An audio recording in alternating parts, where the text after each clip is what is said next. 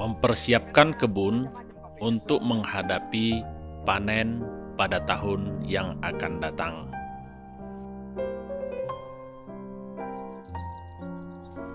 Saat panen kopi usai, maka kebun kopi mulai berbunga lagi untuk panen tahun berikutnya.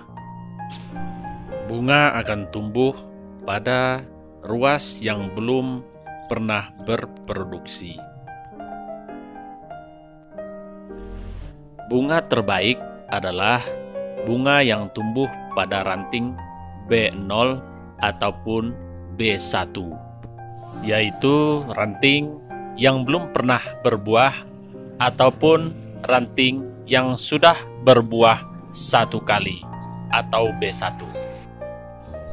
Bunga yang tumbuh pada setiap ruas ini akan tumbuh berkembang tergantung pada situasi, cuaca, dan juga ketersediaan makanan bagi tanaman kopi. Untuk mengatur distribusi makanan bagi tanaman kopi dan juga distribusi cahaya matahari untuk tanaman kopi, maka tanaman kopi perlu segera dipangkas. Tujuan pemangkasan produksi ini adalah untuk membuang ranting-ranting tua yang kurang produktif yang akan mengganggu proses produksi dari tanaman kopi. Juga mengurangi kerimbunan tanaman kopi sehingga cahaya matahari dapat menyinari ranting-ranting tanaman yang sedang berbunga.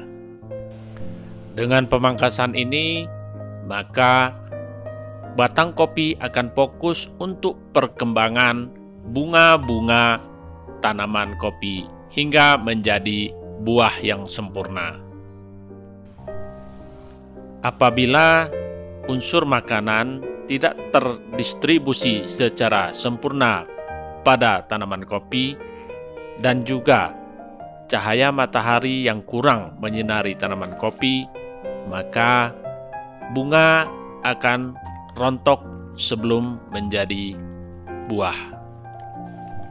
Begitupun buah-buah muda yang sudah terbentuk pun akan mengalami kerontokan bila hal ini terjadi.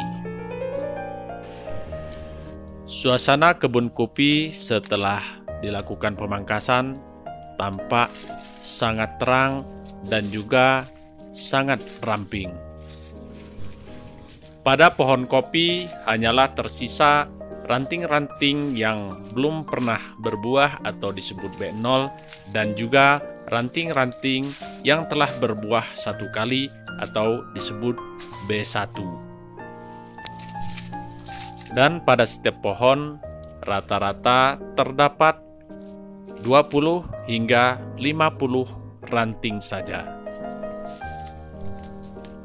Apabila bunga-bunga ini bermekaran, kemudian menjadi buah secara utuh, maka dapat dipastikan pada setiap batang minimal akan menghasilkan 1 hingga 3 kilo biji kering per batang pada tahun yang akan datang. Selain pemangkasan, untuk mendukung perkembangan bunga kopi ini, maka kopi memang perlu sekali dipupuk. Pemupukan pertama segera dilakukan setelah perantingan ini, yaitu pada bulan 9 ataupun 10 nanti.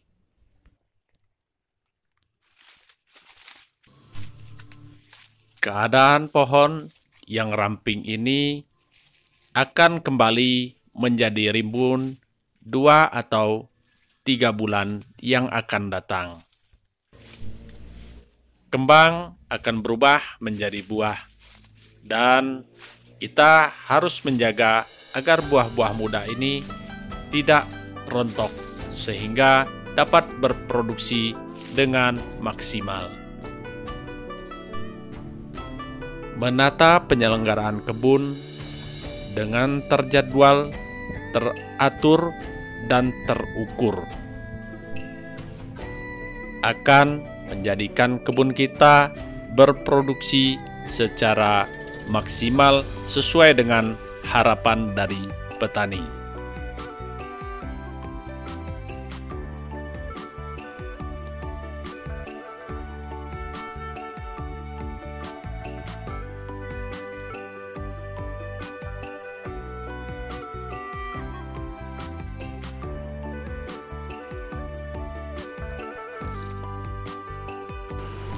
Oke, para kopista, semoga apa yang saya sampaikan dapat bermanfaat bagi kita semua. Jangan lupa tonton terus YouTube Irwan SP. Like, share, dan subscribe. Bye.